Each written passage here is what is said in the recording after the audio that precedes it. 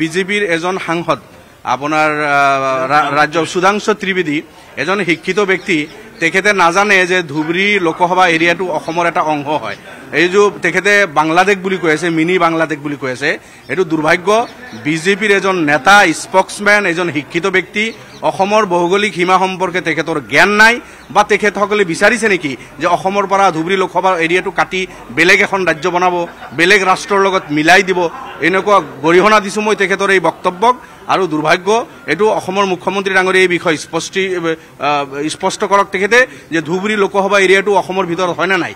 ধুবুৰী লোকসভা অসমৰ ভিতৰত হয় না নাই এই কথাটো মুখ্যমন্ত্ৰী ডাঙৰীয়াই স্পষ্ট কৰক আৰু তেখেতৰ এই বক্তব্যক মই গৰিহণা দিছোঁ। বিজেপিৰ এজন সাংসদ আপোনাৰ ৰাজ্য সুধাংশু ত্ৰিবেদী এজন শিক্ষিত ব্যক্তি তেখেতে নাজানে যে ধুবুৰী লোকসভা এৰিয়াটো অসমৰ এটা অংশ হয়। এই যে তেখেতে বাংলাদেশ বুলি কৈ আছে, মিনি বাংলাদেশ বুলি কৈ আছে, এইটো দুৰ্ভাগ্য।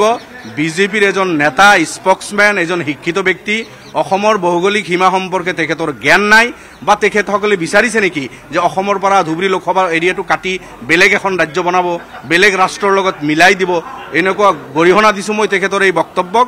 আৰু দুৰ্ভাগ্য, এইটো অসমৰ মুখ্যমন্ত্ৰী ডাঙৰীয়াই এই বিষয়ে স্পষ্ট কৰক তেখেতে যে ধুবুৰী লোকসভা এৰিয়াটো অসমৰ ভিতৰত হয় না নাই। ধুবুৰী লোকসভা অসমৰ ভিতৰত হয় না নাই এই কথাটো মুখ্যমন্ত্ৰী ডাঙৰীয়াই স্পষ্ট কৰক আৰু তেখেতৰ এই বক্তব্যক মই গৰিহণা দিছোঁ। বিজেপিৰ এজন সাংসদ আপোনাৰ ৰাজ্য সুধাংশু ত্ৰিবেদী এজন শিক্ষিত ব্যক্তি তেখেতে নাজানে যে ধুবুৰী লোকসভা এৰিয়াটো অসমৰ এটা অংশ হয়। এই যে তেখেতে বাংলাদেশ বুলি কৈ আছে, মিনি বাংলাদেশ বুলি কৈ আছে, এইটো দুৰ্ভাগ্য। বিজেপিৰ এজন নেতা, স্পক্সমেন, এজন শিক্ষিত ব্যক্তি, অসমৰ ভৌগোলিক সীমা সম্পৰ্কে তেখেতৰ জ্ঞান নাই বা তেখেতসকলে বিচাৰিছে নেকি যে অসমৰ পৰা ধুবুৰী লোকসভা এৰিয়াটো কাটি বেলেগ এখন ৰাজ্য বনাব, বেলেগ ৰাষ্ট্ৰৰ লগত মিলাই দিব, এনেকুৱা গৰিহণা দিছোঁ মই তেখেতৰ এই বক্তব্যক।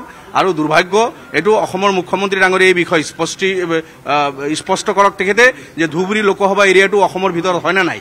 ধুবুৰী লোকসভা অসমৰ ভিতৰত হয় না নাই এই কথাটো মুখ্যমন্ত্ৰী ডাঙৰীয়াই স্পষ্ট কৰক আৰু তেখেতৰ এই বক্তব্যক মই গৰিহণা দিছোঁ। বিজেপিৰ এজন সাংসদ আপোনাৰ ৰাজ্য সুধাংশু ত্ৰিবেদী এজন শিক্ষিত ব্যক্তি তেখেতে নাজানে যে ধুবুৰী লোকসভা এৰিয়াটো অসমৰ এটা অংশ হয়। এই যে তেখেতে বাংলাদেশ বুলি কৈ আছে, মিনি বাংলাদেশ বুলি কৈ আছে, এইটো দুৰ্ভাগ্য। বিজেপিৰ এজন নেতা, স্পক্সমেন, এজন শিক্ষিত ব্যক্তি, অসমৰ ভৌগোলিক সীমা সম্পৰ্কে তেখেতৰ জ্ঞান নাই বা তেখেতসকলে বিচাৰিছে নেকি যে অসমৰ পৰা ধুবুৰী লোকসভা এৰিয়াটো কাটি বেলেগ এখন ৰাজ্য বনাব, বেলেগ ৰাষ্ট্ৰৰ লগত মিলাই দিব, এনেকুৱা গৰিহণা দিছোঁ মই তেখেতৰ এই বক্তব্যক। আৰু দুৰ্ভাগ্য, এইটো অসমৰ মুখ্যমন্ত্ৰী ডাঙৰীয়াই এই বিষয়ে স্পষ্ট কৰক তেখেতে যে ধুবুৰী লোকসভা এৰিয়াটো অসমৰ ভিতৰত হয় না নাই।